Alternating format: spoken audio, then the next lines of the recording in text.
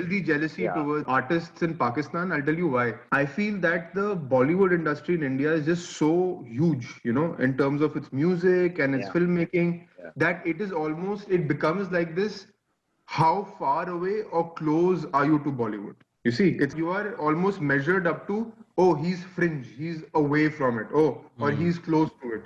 However, Uh, I've always felt somehow in Pakistan, because there is a film industry, but it's just not as monstrous as I would say as Bollywood is. हाँ Artists, अभी हुआ ही नहीं ना यहाँ पे, अभी तो कुछ सीन huh, हुआ नहीं है यहाँ पे. so artists still हाँ, have that space to yeah. innovate, deculture.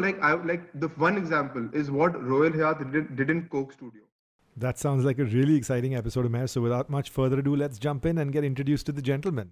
All views and opinions expressed in this podcast are not meant to offend or hurt the sentiments of, including but not limited to, any person living or dead, religion or ethnic group, community or country. The primary purpose of this podcast is to build a cultural bridge and shed a light on the similarities we share with our friends from across the border. Hi, Umair. How's it going? Everything is good, man. Saveer, you tell what's going on. All well. Very excited to record this week's episode. We started this podcast with ideas of discussing content, and we finally reached our today we're going to be chatting with two very renowned filmmakers on both sides of the border.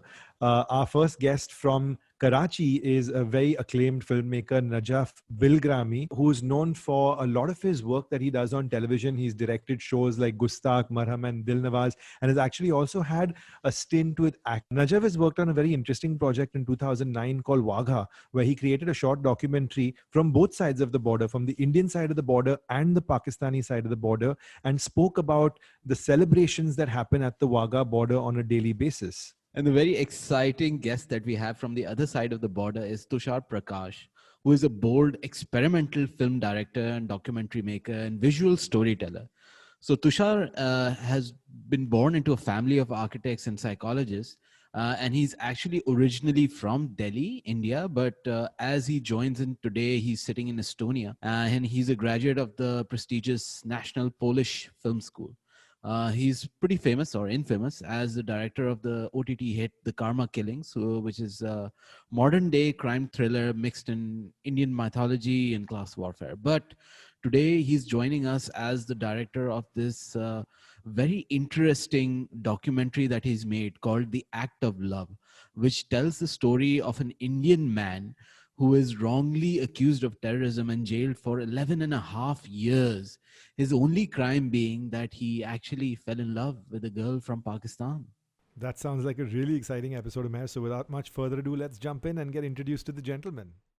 They didn't know, the audience didn't know that Ajay Devgan would walk on the stage before the film would be played out. People just went nuts. They just went nuts. They clapped for like 15 minutes. It was non-stop, deafening sound. I remember that. I was standing there with Hassan Zaidi, who was the guy who was organizing the whole thing. Never seen anything like that. And I think we couldn't believe him, and I think Ajay Devgan couldn't believe it. He didn't believe as to that he would have this sort of, because for 15 minutes, like, it was non-stop. It just won't stop, and then he would say something, and they would start clapping again.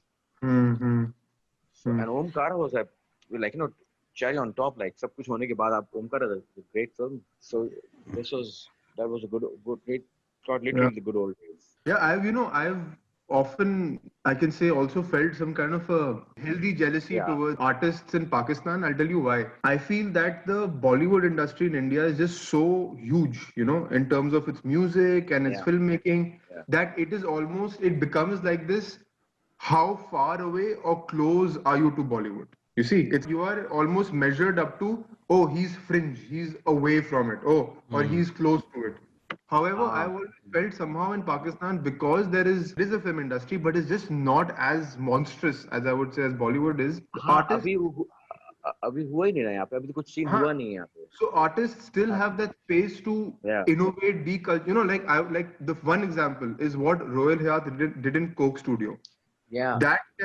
When that format came to India, it totally collapsed because basically Bollywood stepped in, right?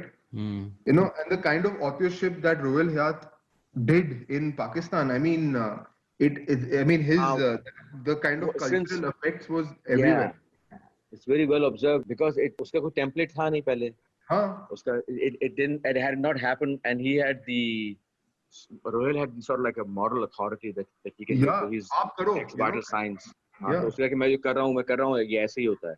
ये हाँ. होता तो ऐसे ही होगा. तो उससे पहले नहीं होता तो उसको it happened, and lo and behold, it was actually good. So Yeah. I can imagine that if even a bit of that happened in an industry which is defined by its traditions, by certain set rules, it would be very difficult to do something like that. जहाँ पे Yeah. set चीजें होंगी. Yeah, And the and individuality would be. it happened in India because suddenly it became about, oh, Qawwali लिखवा रहे हो, oh, Qawwali चाहिए, तो take this guy's Qawwali. He's a Bollywood lyricist. You know, and you're like, yeah, why the hell should we take this guy's Qawwali? I mean, there is, Back. you know, yeah. But do you yeah, guys think that now, with this yeah. with this digital revolution and like everyone, and now more so because the digital revolution is also getting formalized because of the OTT space, do you guys feel that has had an impact in either diversifying creator pool or opening it up to younger creators who can now make digital first content and get it published on OTT, which is to be honest a little bit of a sidestep from Bollywood. Of course there's a lot of lineage and dynasty that creeps into OTT as well, but the internet has democratized a lot of creators from around the country, around the subcontinent, and to a certain extent kind of flattened it. And Bollywood doesn't have how do you think that the landscape will really open up because of OTT now? Yeah, Tushar, you go first. Okay. I read an interview by Paul Schrader, who's this this kind of popular scriptwriter from, he's a legend. Taxi driver. Taxi driver, then a filmmaker Yeah. of his own right also. So, Yeah. so Paul Schrader said that what's happened now is that, of course, somehow it's become a democracy and we have kind of let go of the evil lords of capitalism per se, what used to be, what the studio heads used to kind of be. But he said now we have opened a quote unquote open brothel. We've entered a machi market where there's just so much noise now. There is just so much noise. There's so much content. There's so much irresponsible content also. So just such a storm that whatever you make, it just gets lost in the whole storm. There's just too much stuff being made, and that makes you think also. Like, of course, there's a democracy, but now also there is like, सब कुछ सबका बन रहा है, सब है वहाँ पे, everything is out there. And I don't know how good or bad that is. I mean, I definitely feel that I can no longer really stand. Only some particular shows or films I can really watch on the OTT platforms. But after that, it becomes a bit like, okay, it becomes kind of just shoving down a McDonald's burger. Yeah, I completely agree.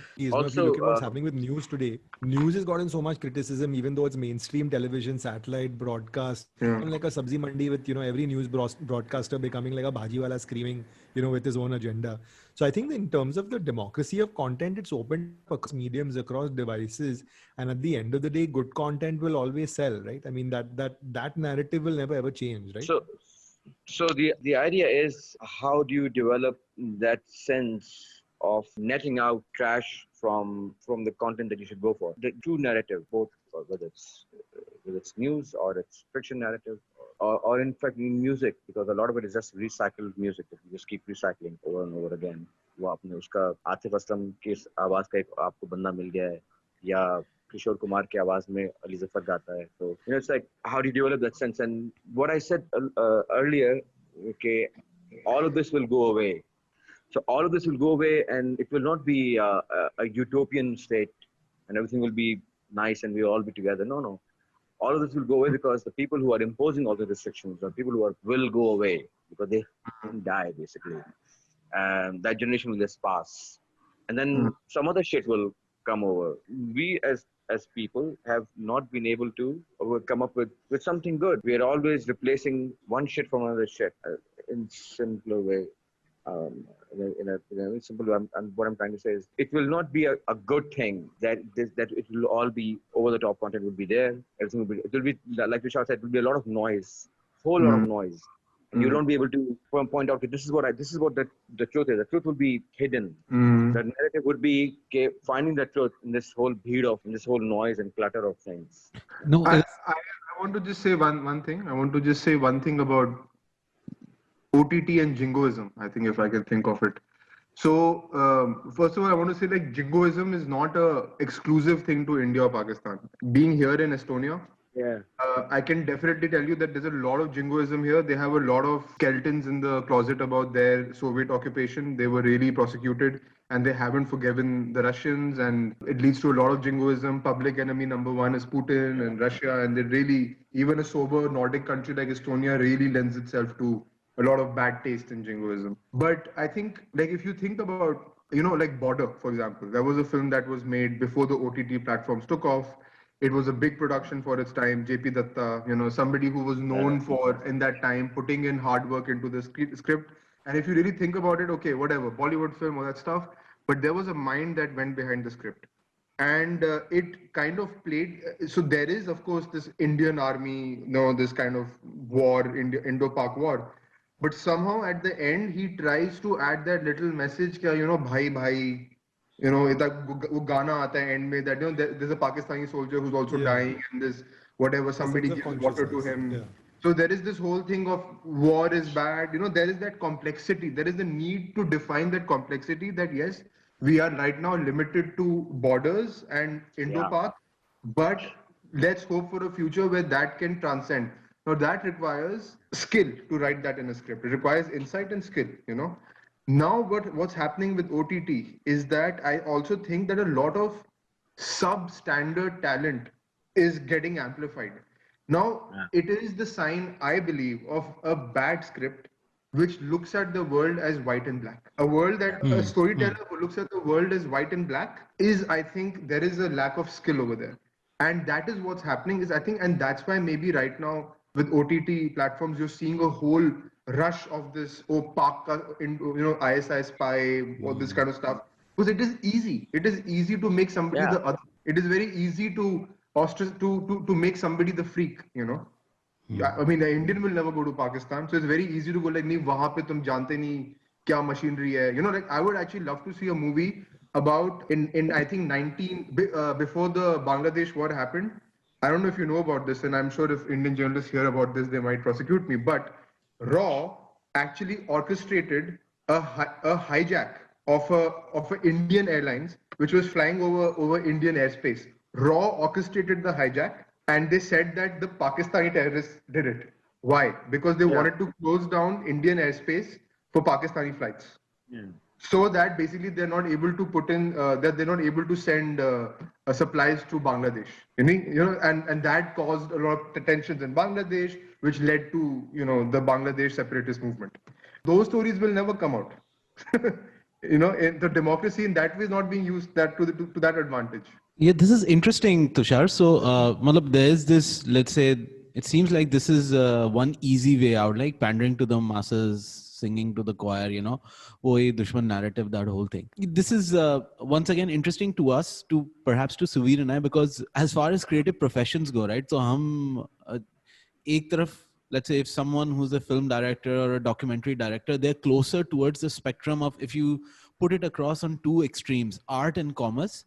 So a film director would be, usko bola jata hai, he or she ke, yaar, bro, this is this person who has creative integrity. An agency is more towards commerce. We do kind of like we create concepts, blah, blah, blah, just to make more money, right? So is it, in your experience, so Tushar, for example, have you been at some sort of crossroads where you had to choose between taking the easy way out, making that usual, if I structure my narrative this way, it's going to get me, I don't know, easier views, more traction, versus doing something that is a bit more complicated, like you said. So agar black and white hai, it's easier to paint black as the bad guy. So have you ever had to, I mean, because at the end of the day, I mean, you are artists, but you need to make money as well. You need to operate, put food on the table. So how do you deal with that? How do you juxtapose that? Bottom line of what he's saying is bakwas kyun banta hai kyunki bikta hai, right? Yeah.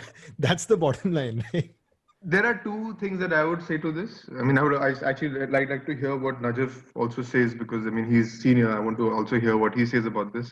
Senior Najaf, because of the whiteness Would in you your want to go beard. first, Najaf, and then I can. We have a movie star by the name of Shan who openly supports the Pakistan Army and its campaigns at Kargil and over the line of control. And he has played army men in war and all these films that have come out. And he openly, and and he practices jingoism, even though he has many friends in India. How many films have been when Trump was coming to power, people in Hollywood and in the America's media were against him. कि वो अजीब आदमी है और बुराइयां करते हैं. अभी भी वहाँ पे उसके a part of the jokes. But if you look at the films that have come out, like the last Rambo movie that came out, if you look at it, it has a anti-Mexican narrative. This new Mission Impossible 7 that's coming out has a Hispanic villain. All the Mark Wahlberg films are very, pro Middle America, Republican supporting. So I think आपको पता नहीं चल पाता. There is you get the funding very easily if it is towing a certain line, if it's showing a certain narrative. Obviously, I mean, I was invited to talk about my. It was also a podcast sort of a thing that I had to come and narrate my first experience into the media. And I said, yeah, my first time I AD'd a movie in which there were army jawans. The moment I started going to that, I said, no, sir, stop. You can't talk about the army because, why? Because this whole initiative is funded by the ISI and ISPR. Okay.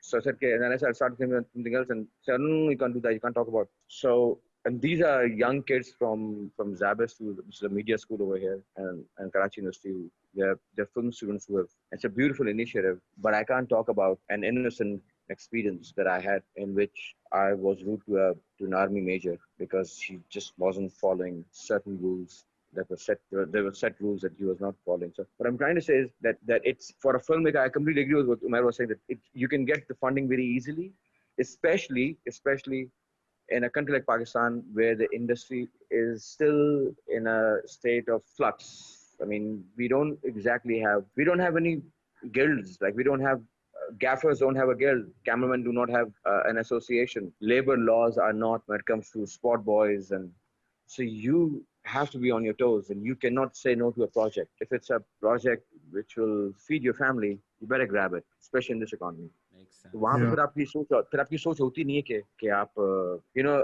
the thing called soft image of Pakistan, which you have to portray Pakistan as a very nice country. And yeah, Pakistan is a nice country. I love my country, but there's certain realities that are happening, and you can't ignore them. Anyway, I don't want to further go into this. No, we get the gist of it though. Yeah. So the question of course, paying work, commercial work, and artwork, that's a very complex conversation that even goes beyond OTTs and jingoism. I mean, that's something that's always been there.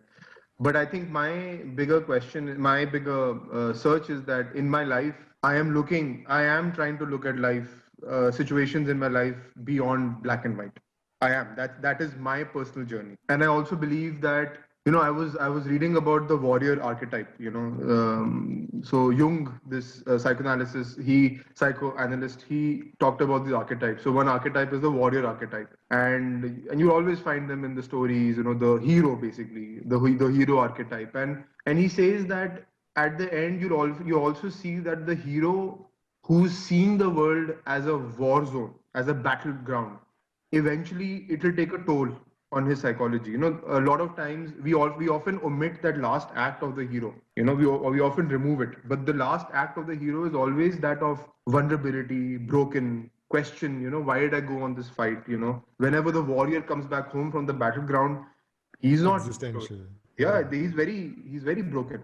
A warrior always comes back wounded in many ways. So I personally believe that we should be making newer narratives, or let's say older narratives, and bringing them to the light. Narratives of people, of the warrior, but redefining the warrior who tries to convert through love and peace and through a more philosophical dialogue. And in our subcontinental mythologies, we have lots of them. I mean, I often like to say this, that Islam in the subcontinent was not spread through the sword. It was the Sufi culture that that's how it spread through the subcontinent. So it really comes down to, I mean, I personally believe artists are like shamans. We are like these old tribal shamans. We are getting a tribe together and we are invoking some kind of a tribal catharsis. So I really want to, I personally believe even advertising guys are like shamans. They are Steve Jobs, look at him standing and doing his presentation of Mac. It's all, he's a shaman, And that's what we really are. So we are evoking something higher, something more abstract, and trying to create a universal experience for the tribe. And that's something that I've always thought about is what is the universal experience that I'm trying to evoke. In an ad, I think you're also trying to do that. If it's or in a documentary, any kind of storytelling, that's what you're doing. You're invoking a universal catharsis. And and it really comes down to that. So I personally, I'm trying to evoke catharsis of life beyond black and white. Yes, Javed went to jail for 11 and a half years, but also he found God in that jail. You can't go like, I mean, he never says, kya, he, of course he feels bad.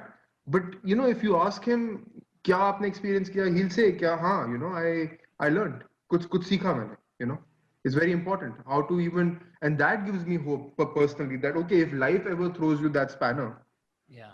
do you have the warrior within you to try and unlock the deeper meanings of what you are going through, So I would say the same with Indo-Pak relationships and same with all these kind of things. Is that can you go deeper into your own energy of apology and everything? Just one thing I want to say. So I was right now in Dresden. My mother lives in Dresden, and she's a tour guide in Dresden. So I went for one of her tour walks. And Dresden, if you remember, was a city that was badly bombed in Second World War, like totally destroyed. One of the worst bombing campaigns in Second World War. And and there's a church in the middle of Dresden city center, the Frauenkirche Church, which was totally disintegrated. Old church, totally disintegrated and not built till 2005 because of the Soviet rule. Whatever, churches were not encouraged, so it had to like kind of survive the Soviet era, and then it was rebuilt. And it was rebuilt by donations from America and England, the Allied countries. Now the cross on top of the Frauenkirche church is a golden cross, which was made by a goldsmith in England. And that goldsmith fought really hard to get the commission to make that cross. Apparently, this is what it is. His father was one of the pilots who bombed Dresden. And his father wrote a letter to the city of Dresden asking for apology. And that letter is inside the gold cross Wow. on the front Wow. cushion. Yeah, And catharsis. that's what Yeah. happens, when you really when you really go into that depth of somehow healing things, can things be healed? I think. Yeah. You got to start from somewhere. Yeah. No matter how extreme the Me situation as is, you far got as to start. Go ahead. Speaking on behalf of Umair and me, as far as the ad guys are concerned, I think our constant debate is which gate are we standing outside it? Are we standing outside the gates of hell or that brothel that we spoke about with the taxi driver?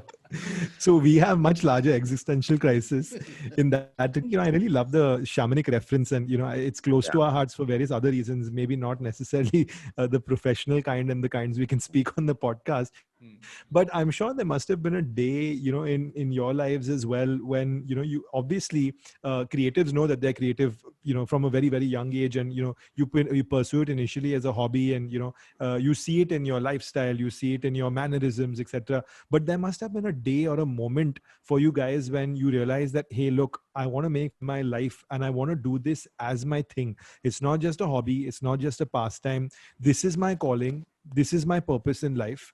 What was that turning point for you, Najaf? Whoa.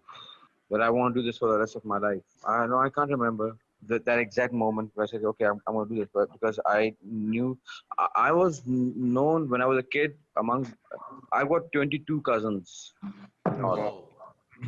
Yeah, man. And almost all like 5 girl cousins, and all the rest are boys. So 18, 17 boys. So a lot of bullying around, right? A lot of ragging. So I was known as the drama in my amongst my cousins. ये drama है साला, साला drama करता रहता है. तो मुझको इतना बोला गया कि मैं ड्रामा के, मैंने कहा कि हाँ मैं ड्रामा ही करूंगा फिर. आपको तो धक्का दिया जाए कि आप कहना ठीक है, they expect me to be drama. मेरा एक बार नाम आया था अखबार में. So about something that I'd done as part of a music show. I used to do a small little skit that was a weekly skit that I used to write and perform myself. That was back in 94, 95. And I was still in college. I got out of college. So showed my mother that it's a review, and I one day I'm gonna make this kid into a film, and I'm gonna make this film. And she said, "Yeah, okay, great. You're out of college. You better get a job now. Yeah. It's how about getting a job?" I go, "No, this is it. What do you think of this? I mean, what the guy says these 3 lines about me, particularly about me, and what do you think of it?" She said, "Great. When are you gonna get a job?" I go, "No, mom, that's what I want to do. I want to do this." She said, "Yeah, I know it's what you want to do, but when are you going to get a job?" I said, "Okay, she's not getting it. She's not getting it." I said, "All right." So, and I realized, I didn't realize that this is what I want to do. I realized people will never get it to what I do. And that's okay because abhi bhi, main jab kabhi wapas, when I go to my puppy's house, my papa says, "Okay, so how's the theater thing going?" I said, I don't do theater. I'm 44 years old, went to film school, made films. You watch my TV play on TV. No, I don't do theater. It's like, yeah, well, so what are you saying? Well, and it goes to something else. And so your family would never accept it. And you do that for your family. Initially you start doing that for your family and the people who are around, and then you realize that you never were doing it for them. You do it for empty space inside. You keep trying to fill in, and it never gets filled in. Absolutely. Interesting. So, Tushar, is it the same for you as you were growing up? Like, is it, given that Bollywood is this 800-pound gorilla in the Indian economy anyway, right? So, is it much more acceptable that if you're growing up, were your cousins okay with you, or was your family okay with you saying, I want to do this? They're like, beta, get a real job, doctor bano, lawyer bano. ऐसे कभी हुआ or what? No, that did not happen in my family. Even though there was this constant pressure of, okay, but what kind of filmmaker? Matlab Bollywood, not Bollywood, this Yeah. kind of Yeah. thing. I think that's the problem. I think when the Bollywood is this huge thing, that becomes the pressure. Kya matlab kya? Acha, ad, Yeah. Bollywood. And there's no space then for a guy to just, I mean, that's also my problem. I wish I was stronger in that way to go like, I wish I had more self-confidence to go like, I'll figure my path out. But that's been a very, that has been a very turbulent journey. Constantly, even today, is like, okay, trying to find the themes that I feel are mine to tell. Regarding the love for cinema, that happened very early on. My nana used to have my nana used to get pirated VHS copies from his brother in Manchester. So I grew up watching David Lean Same and here. James Bond and Ten Commandments and Ben-Hur. Like I watched Bridge on the Yeah, River same here, Kwai and Guns of same here, Lebanon, buddy. Yeah, same here, buddy. Lawrence of Yeah, Arabia. And I loved it, and I loved it and loved watching those images, and they really kind of they Nice. did something to me. But yeah. and I was a very kind of soft-spoken child in school, usually also bullied. So I think somehow, and I had a stammer as well. So somehow I think film became something like, हाँ मैं ये बनाऊंगा करके दिखाऊंगा. And but that's also a very problematic relationship I feel that filmmakers have with films, and I've often seen this with a lot of filmmakers who I know. They're often people with a very damaged ego, actually, and it becomes a big problem.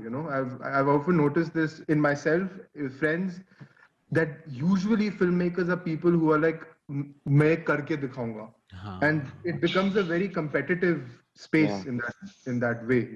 With the limited funds also, it becomes a very competitive space, and It's just a question for Tushar. How much bullying comes into effect of one choosing filmmaking as a filmmaking in particular, not acting or any other form of visual art, but film as a profession? I'm just driving a question out of what you just said because I said it earlier that I was bullied in my school yeah, because for being a drama. कि ये drama है यार, drama ही करता रहता है हर वक्त. yeah, So, and I guess I must have been a drama. I must be yeah. ask my wife. I mean, what I'm trying to say is that how much of that comes into effect that you keep getting bullied, keep getting bullied. So, Yeah. क्या होता है? So I Becomes think a big part. It becomes a big yeah, part and your contribution. works very subconsciously. And when you don't deal with it, it can become problematic. It can, I think, lead to this Me Yes. Too stuff and everything. I really feel that these Well, people yeah, who well do said, that well are said. people with very broken egos. So it happened to me actually. I realized that I was getting a big kick out of casting male actors who I felt are kind of better looking than me or better than me or more alpha than me. I was getting this kick of kind of casting them and then playing like an alpha game with them, and I kind of realized that Yeah. that becomes very problematic, because when you keep looking again, it comes to that warrior archetype. Then you keep looking for battle, it all becomes a battle then, and it becomes very problematic. And then how it also starts affecting you is when your film doesn't get the reception it needs, when Yes. it doesn't Yes. get the fund that you get a rejection from a workshop. It really affects you because because you've attached it so close to your own self-image, becomes very problematic. And yeah, so that becomes a huge issue to deal with. So you just need to be. I mean, I'm amazed by so how aware you are of this thing. It's amazing that you know this thing. Knowing this thing that it solved the problem. I mean, you may know of this thing, but is it? I mean, I completely. I know this is exactly the whole alpha thing and taking rejection. Well, I mean, if you pitch an idea and it is not it doesn't receive and say, oh, they don't get it, they don't understand what I'm trying to do, what I'm trying to say, they don't get it. I get that all the time. Knowing this thing and truly walking the path and being the path, huge difference. Takes a Mhm. lifetime. Yeah, it Takes a does. lifetime to Yeah. be able to. Yeah, well said, well said. Thank you. And then, in filmmaking, we have these examples that Orson Welles made Citizen Kane when he was 26, and Eisenstein made Battleship Yeah, Potemkin when he was 24, and Coppola made Apocalypse Now when he was 36. You start looking at your own life in that kind of milestone, and you're like, oh, it becomes very problematic. I think, yeah, but MASH was made by Robert Altman when he was yeah, 46. Yeah, it's not a lot of time, buddy. yeah, Got a lot of I time. guess, yeah. Yeah. Well, if Don't we have worry. to top that, then Maria Sharapova won the Wimbledon at the age of 18, right? What were we doing at the age of 18, right? But my quick takeaway from that is in 2015, there was a popular show called Entourage in which a very popular character became, got christened by the name Johnny Drama. मगर Johnny drama के 20 साल पहले था Najaf drama. So Najaf, thank you for taking over as the host of that segment. It did Umair and my job for me. But Thank guys, you. let's come to the meat of this episode. Let's Yeah. come to why you guys are here today. Of course, both of you have worked on some very, very interesting projects in your past. We're here to talk about two projects specifically. To talk about Vaga. Tushar, of course, here we're here to talk about Active Lab. Najaf, why don't you tell us about Vaga? Why don't you tell us about the project? What Uh, was the story about? What were your experiences about? yeah, I got an email from Shiprio. We both were alumni of the Berlin Talent Campus back in 2008. I think he was also there. But I never, I didn't meet him. I got an email from him when I got back in Karachi that my name is Shiprio Sen, and he pitched the whole film. That I said, great. I mean, any help? He said, yes, exactly right. That's why I'm calling from that you're based in Karachi. I will be arriving in Karachi. Could you help me get in touch with people in Lahore who can help me with shooting on this side of the border? And I said, yeah, I give him the number of friends of mine who handle production for me in Lahore, Naman Wahid and all those people. It's basically ad guys. And he just needed contact because he had his cameraman, and it was the skeleton crew that he was traveling with. He had his sound recordist and his camera guy, who's basically a female camera person. And then I got a 3 weeks or 3 months later, I got an email from Henning Kam, who was the producer. Okay, Shukra will not be able to make it. Could you travel to Lahore, Recce? Said if he's not coming, then why am I doing it? With the intention, would you be able to shoot it for him? I said fine. He immediately wired the money for my travel. I went over there. I did the recce. I shot a bit. Lahore ka thoda bahut, Baga ka thoda shoot kiya. And then I got the mail. Would you be interested in not only shooting it but also co-directing it with him? So the project just, and then it basically that year that film was commissioned by the Berlin Today Award, which is part of the Berlin Talent Campus, and Berlin Talent Campus is part of the Berlinale. So that film was there were 5 films that were entering that competition and were funded by that competition. They were given a year to make that film. and they were celebrating the 20th year of the Berlin Wall coming down. So all the 5 films were about walls. They were about walls. So Shapiro had pitched this film, and it was Shapiro's film. I was just piggy riding on his great idea and his amazing wit. I'm sure I've seen this film. It's a very witty film. It has a lot of wit. And it's there. It's like it's the best part is that all the other films were fiction. This is a documentary film. It's actually that drama happens every day. Yeah. 5 days a week, 6 days a week. I don't know. But on the story, I met Shapiro in 2009 when the film had been done. All the footage was taken by Henning back to Berlin. Sylvia, who was editing it, kept sending us that this is what I've edited, this is what I've edited. I kept seeing cuts, as was Shapiro. It was basically Shapiro's film. I would give my suggestions, but it was Shapiro who had researched the whole thing. It was his film. So I met Shapiro on the eve of the ceremony where the film got the award. I saw him for the I've seen his photograph. Lockdown film, work from home. True. And originally, like, yeah. And he was gracious enough to, when he went to collect the award, he was gracious enough to grab me by the hand, said, "No, you're coming with me, buddy. You're coming with me." And we went there. We got the award from none other than Wim Wenders, the great Wim Wenders, who understands walls and separation better than anyone. He's made Wings of Desire and Until the End of the World. A great filmmaker, great documentary filmmaker as well. And I remember my boo-boo over there was, I had to do my drama. So what happened, he graciously said, do you want me to step down so that the same height? I said, no, you stand there. So I want people to know how tall you are. I had to do it, and he just looked at it in a very weird way, because he did not understand. Being a German, he couldn't understand the sense of humor. Nevertheless, a great filmmaker. Didn't understand Pakistani sense of humor, I guess. But yeah, I cracked the joke. But that film is when I was shooting, there are 2 mascots on the Pakistani side. Imran, his name is Imran Pakistan. He's the one who waves the flag. He's a civilian, and when the soldiers do the whole parade, he's the mascot. He's got a big flag, and he rallies the crowd. He tells the crowd to cheer. We followed him. I got to know him, and he makes it in the film for a brief. His story doesn't show up as much in the shorter version, in the version that was submitted into the festival. I got to see as to how, when the show, Imran Pakistan wears Pakistani flag all the time. When the show ends, Imran Pakistan goes back to his mohalla where he lives. And he lives the life of a mascot 24/7. He only matters when the parade is happening. Realized as to how empty. I followed him around for 2 days, 48 hours. I had the camera on him. I said, what do you do? What else do you do? He said, nothing. I don't do anything else. He said, where do you get paid? Earn money. He said, no, I get paid by these guys. Which guys? Well, those guys over there, they pay me every day. He said, what else you do?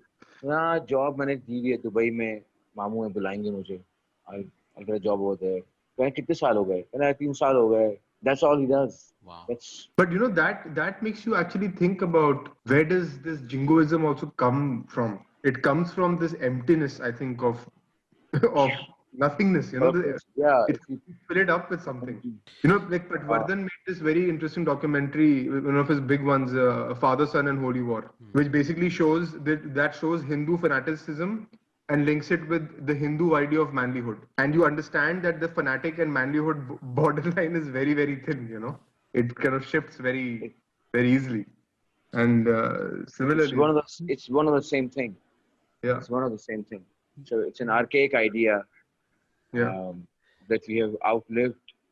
And it may have been instrumental in building societies in the yesteryears. Is no longer relevant. Is no longer... It doesn't build anything. It's there.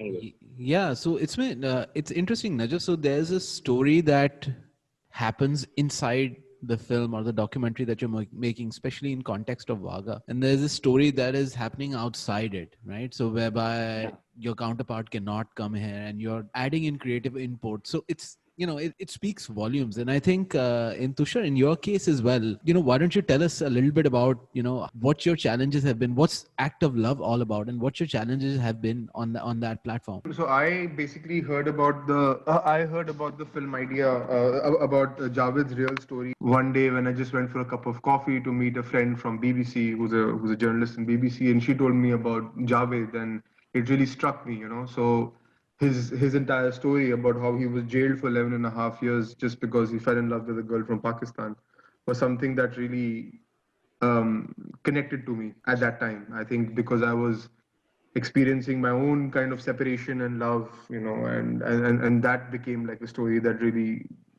connected to me. I went and met him. I think my thing is that I definitely feel that the documentary has many flaws in it. It's my first feature and documentary, many flaws. I mean, when I hear Najaf, from what I understand, that the heart of a documentary filmmaker is somebody very patient who can follow somebody for 2 days. I love documentary. I love reality. I have such a deep love for reality, but I think I am also a script writer in my heart. So that becomes a very difficult path for me to walk down. That's why Iranian cinema has been something big kind of inspiration for me. But anyway, so I think I heard his story. I did not, and I was just wondering how to tell his story. And I told him, I said, "What are your dreams? Do you ever want Mobina to hear your story?" He said, "Yes, I do." I said, "Would you want to show it to me? Would you want to act out the story and show it to me?" He said, "I would love to." And he's a very good-looking man. He's a very handsome, good-looking man. Wow. Who would have been really handsome when he was young, 21. And I think he's always had this romanticism of cinema, always had this romanticism of cinema.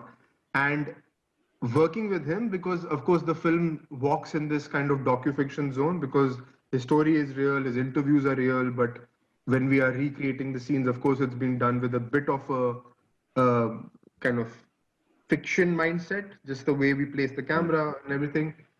But with Javed, I mean, he was actually really brilliant to work with as an actor. I can also say, really very smart man who was really able to hear. Eventually, he was really able to hear the details of the direction very carefully. He was able to go into those mental zones. And one of the final shots that we had to do this kind of court sequence, yeah, where he was kind of doing his hearing. So, and the whole film was shoestring budget, all crowd funded, raised with nothing, really, like all kind of really shoestring budget kind of a thing. So we could not shoot in a real court. One of the locations that we had was a government school from the kind of English era. So it had this vibe to it. And my DOP said, "Hey, let's just, in this library, let's make the court. We have all the files and everything, and it becomes a court." So we made the court over there, it worked brilliantly. Actually, I think the court looks like really like a court. So we have seen the cut. I think it really looks like a court.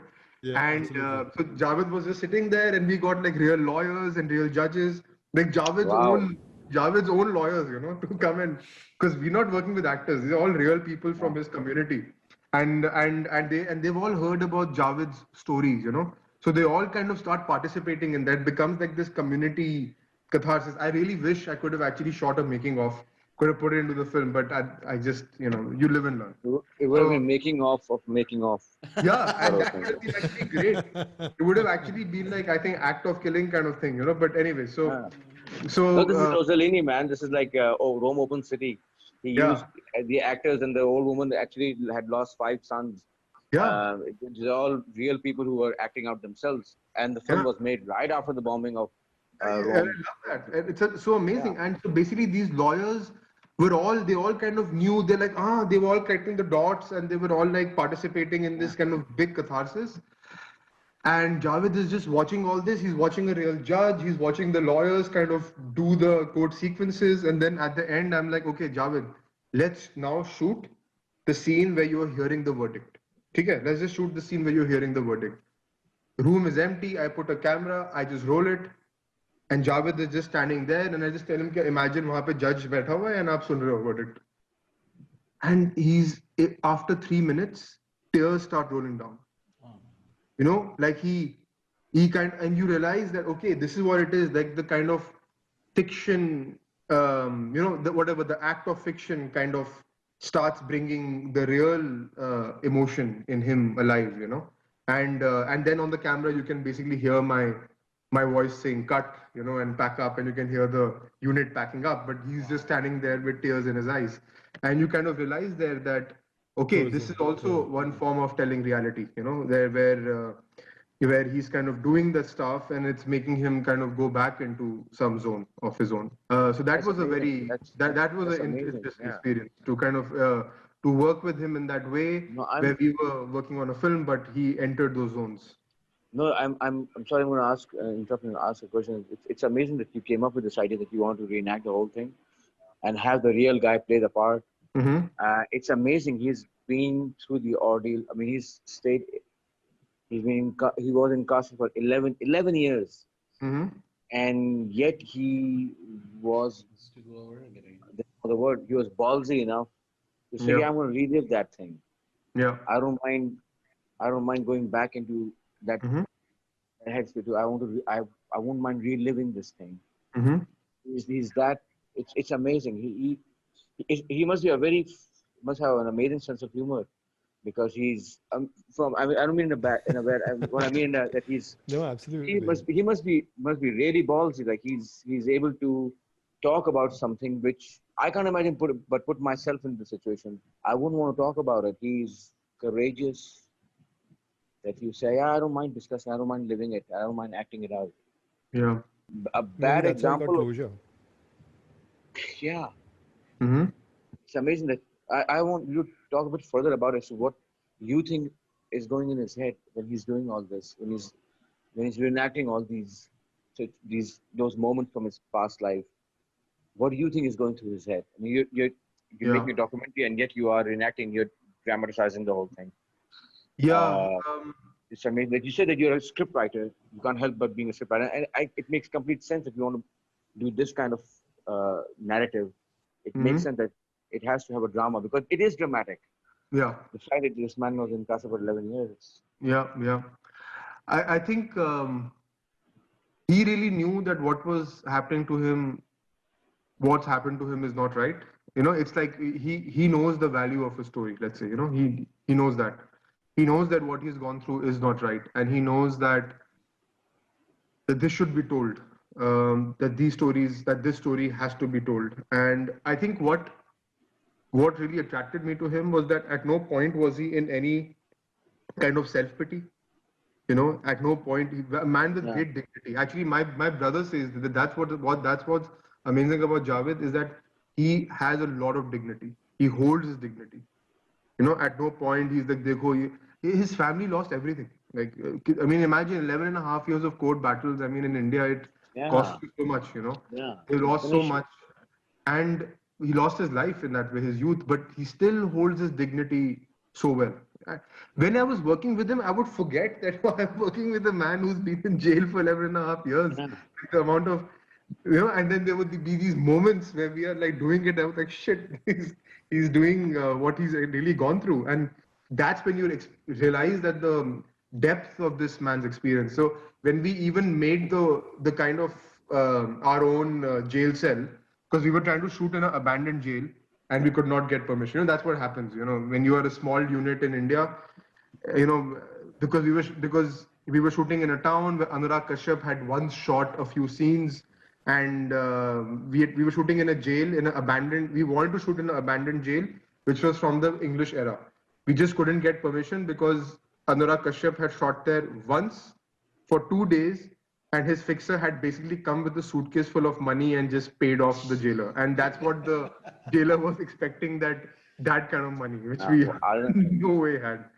So then we basically found this government school, and then we made that government school one classroom into a jail, basically.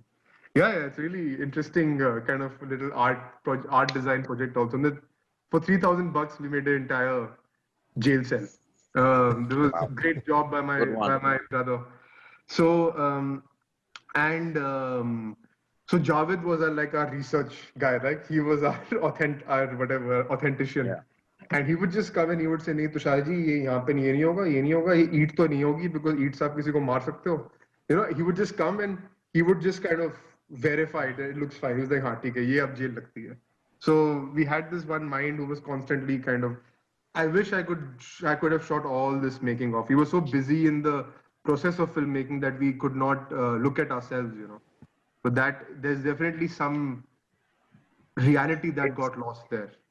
It's interesting. All the independent films that are made are a lot more interesting behind the camera, and you're so busy making that film on a shoestring budget that you do not have the funding to document all the interesting things that are happening, the improvisation that you're doing, and all those films which are concocted in the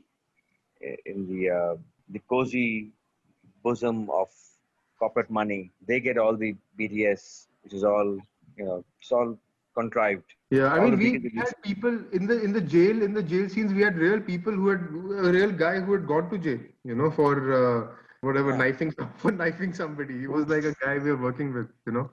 So one of Javed's friends also. I mean, he has crazy stories from jail as well. The kind of characters he met and. But so basically, but the thing is that how Javed survived in jail was he was an electrician. So he tapped into that electrician talent of his and he became the jail electrician. So that's a big part of the film also, how he survived basically using his skills. Interesting. Yeah. I think what's so we go. I think simultaneously, you know, very powerful and dichotomies, very, very powerful in terms of the fructification of how it all comes together, but still so beautiful, you know, with the authenticity of the story, the character, how he's getting personally invested, not in just telling the story, but in also making the story come to life, right? When you see the same location become the jail, the same location become the courtroom, and he's taking so much personal, interest in investing in his own story coming to life, I think, which is where the authenticity comes in, which is where, you know, he's trying to build the audience in that context through his own emotions, through his own authenticity, just sounds so powerful by itself. Mm-hmm. One more thing, you know, in the film, one of the documentary kind of reality scenes that we have is Javed is reading out letters that he got from Mubina, some of the letters that he has, and I've shot that and we've used that in the film, and it was very powerful for me hearing, you know, a Muslim woman from Pakistan, not from an affluent background, like she's from, I mean, Javed is not from an affluent background, so I'm definitely sure she's also not, and she's pouring her heart out, you know, to him. And for me, it was so interesting to hear that, you know, like, wow, the romantic mind somehow of, you know, of this somebody who we don't hear about, you know, whose romance we don't hear about.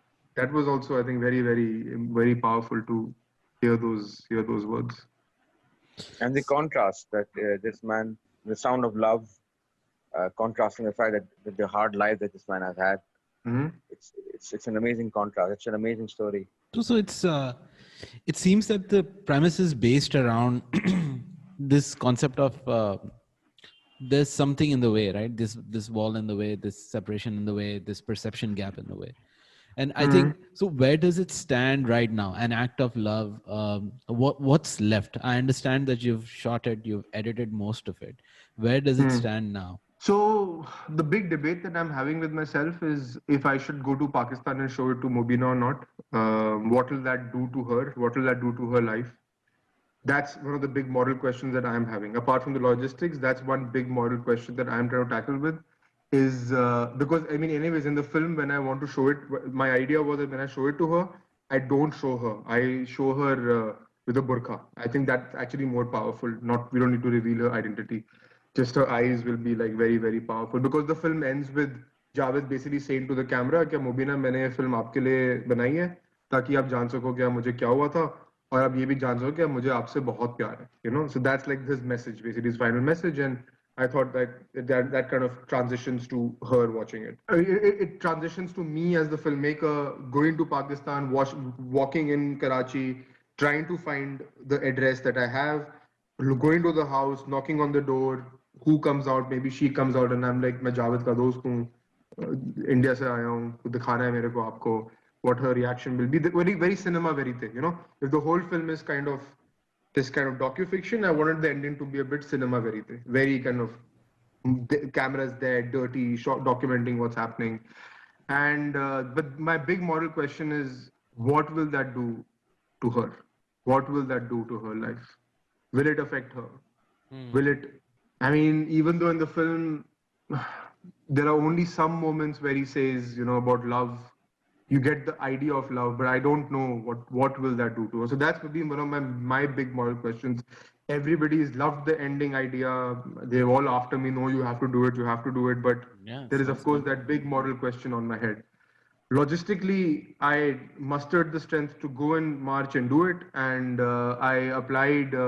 I called up the Pakistani embassy in Delhi. I asked him, I was like, I want to be clear. मैं जावेद का दोस्त हूँ. This is the story. मैं film बनाई है, पैगाम बनाया है, और ये पैगाम मेरे को जाके कराची में मुबीना को दिखाना है. ठीक है ना? और मेरे को बस रिकॉर्ड करना है क्या वो ये पैगाम सुन रही हैं, और मेरे को ये फिर जावेद को दिखाना है. That's it. मुझे कुछ फिल्म में नहीं मानी. मेरे को सिर्फ ये दिखाना है क्या मैं घर के तरफ जा रहा हूँ, घर के बाहर वो आती हैं, मैं उनसे बात करता हूँ, घर के अंदर हम जाते हैं और मैं दिखाता हूँ क्या वो देख रही हैं. To which he said, Tushar ji ऐसा है कि आप पाकिस्तान तो जा ही नहीं सकते और आप वहां जाके शूट तो कर ही नहीं सकते.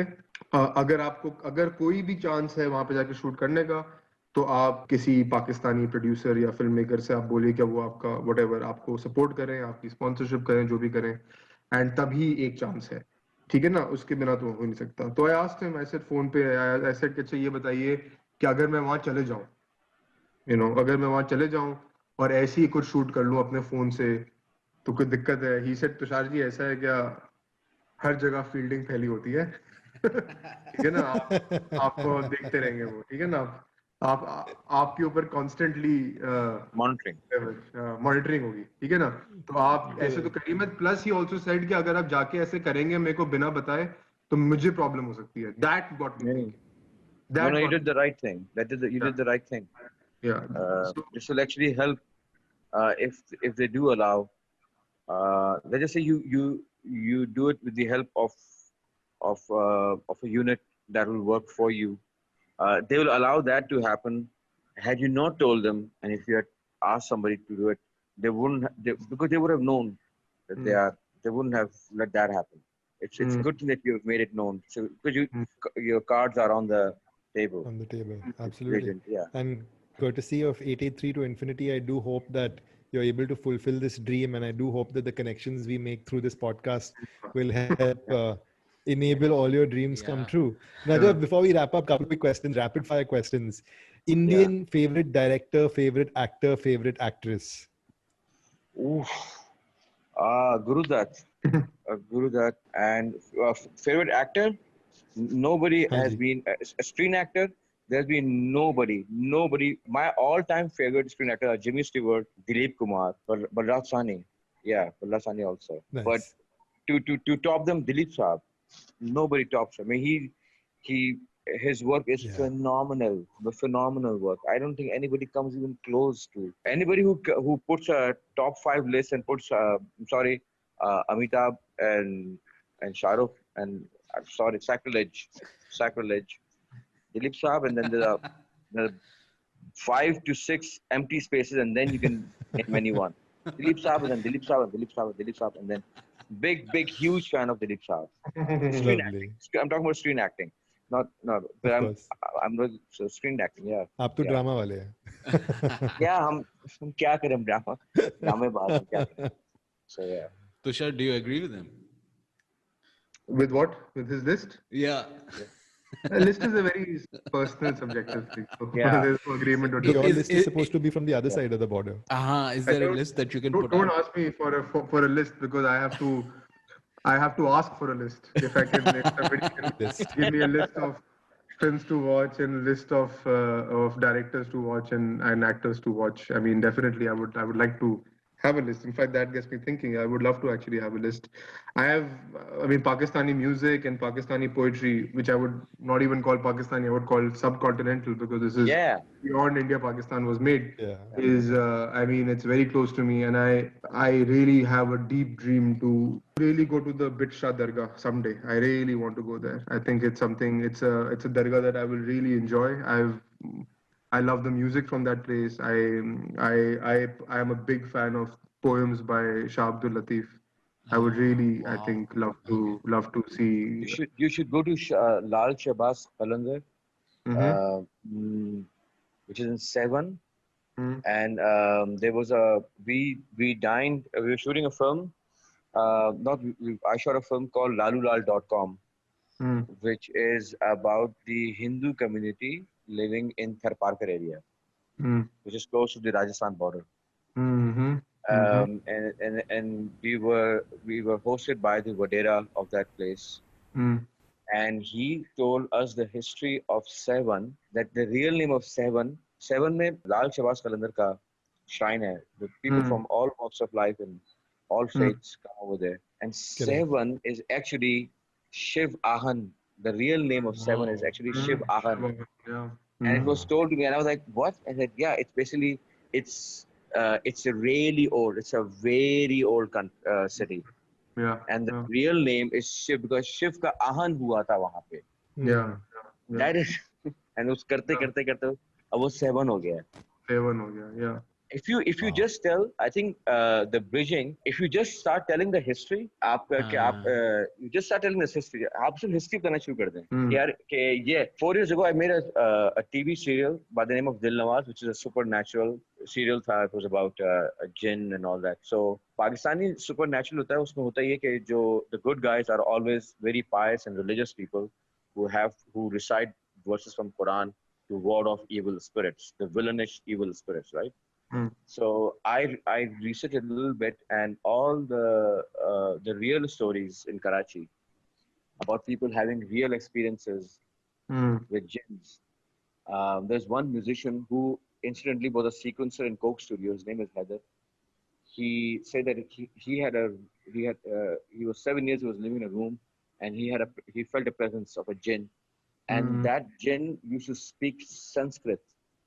And all the other people that I talked to who had similar experiences with jinns, not ghosts, jinns. Jinns, yeah. They all spoke it. It's a incomprehensible language, but the few words it took out, they're all Sanskriti words. You know, so that can't be discussed. That could not have been discussed in my serial, because my serial is about, Islam is good and that narrative. So, but I got to know that अगर आप सिर्फ कहानी सुनाना शुरू कर देना, bridges वैसे ही बन जाएंगे. आपको कुछ करने की जरूरत नहीं है, and that would be a real connection. Yeah. The thing that you were talking about the clutter, about a lot of BS as part of the OTT. That will be all cleared up. You just start telling history. Yeah. True that. Direct approach. Yeah. अच्छा चलिए ये बताएं आपने. Naja, on the subject of. Go ahead, Subir. On the subject of history. It's not that who I would want to play. Who they would cast it? It would probably be. Who would you prefer? Somebody who looks like this. So. नहीं जरूरी थोड़ी है यार. Johnny Drama. Yeah, man. Is the question is still valid? Can I go ahead? Yeah, go ahead.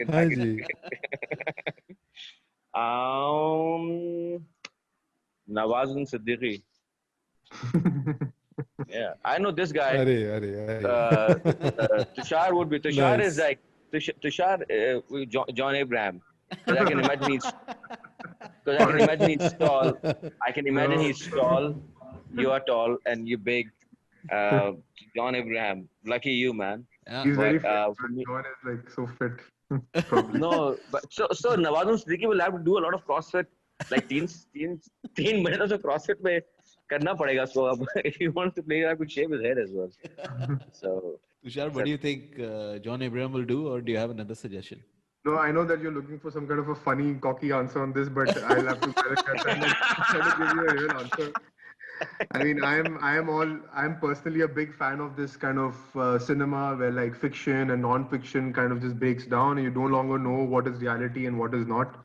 So I would get a huge kick, like kind of reenacting my dirty laundry out on the screen, and like that would like put me in a crazy state of trance where like you don't know anymore what is reality, what is not. So okay, interesting. Nice. Good answer. And the last question for both of you, feel free to take a crack at it jointly, singularly. India और Pakistan की कहानी में, in the movie about India and Pakistan, what is the twist in the plot? Like what? Are you saying what leads to the conflict? Like what's the thing that led to it, or what?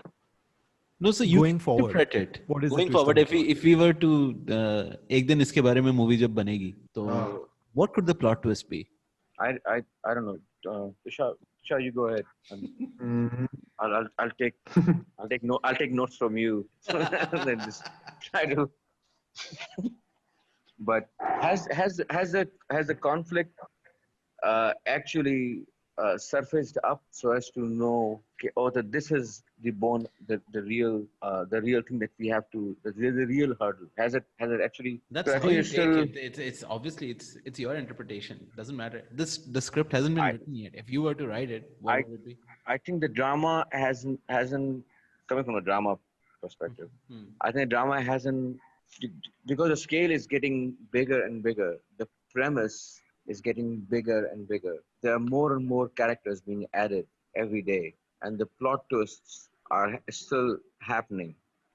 So I don't know if we have reached the interval time जब माँ जो है वो मुड़ के कहती है कि वो मेरा बेटा है इंटरवल लिखा हुआ था अभी तक वो आया नहीं है कि अभी कह सकें कि so I can't really pinpoint as to what the we're just waiting for. I think it will just one day it will not matter for the both sides to maintain such huge armies, do away with boundaries. It won't matter, and the time will come when a whole generation that had been practicing all these restrictions would have died, would have just withered away, would have lost force, and then a new set of people can say, "Oh, what? So what was what was the conflict? Like if you take Europe, the Germans still can't stand the French, and the French still can't stand the English. But whatever the conflict was of a yesterday generation, and they've all died, and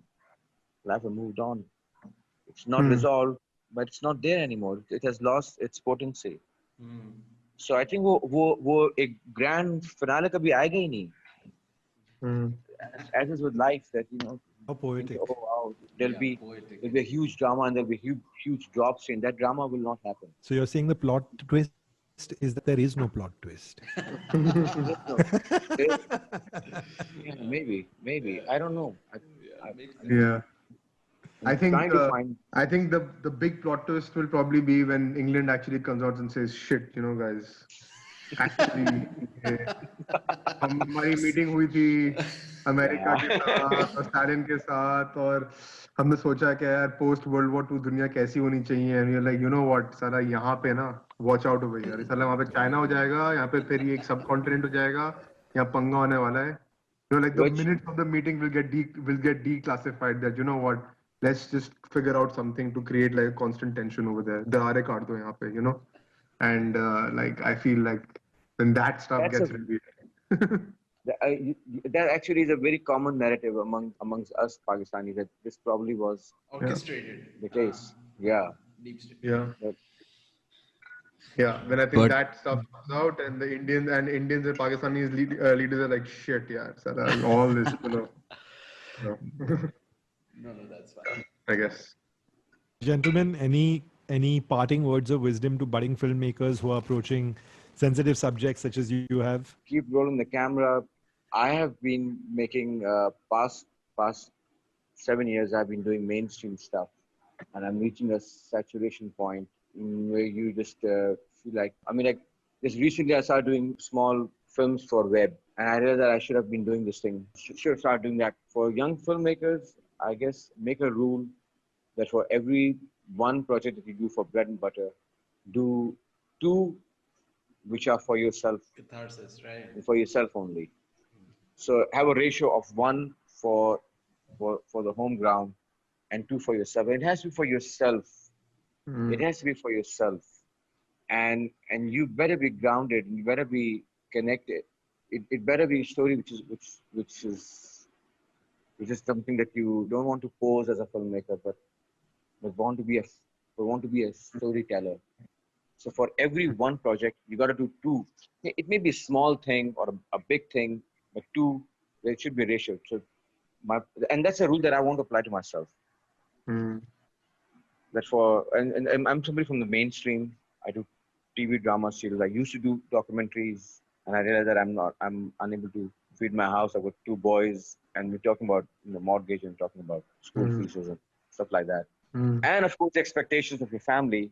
कि यार तुमको हमने film school भेजा था, तुमने ऐसा कुछ किया नहीं. So what have you done? Like what Tushar was saying earlier. So make a rule, and that those 2 efforts could be silent. Don't have to tell that to your mother. के look, माँ मैंने ये किया, आप उसके बारे में बताया. वो माँ तो यही कहेगी कि हाँ, now get a real job. Do it for yourself. Do it for your enjoy. वो एक नेकी कर दरिया में डाल. ये पुरानी कहावत है. Like that.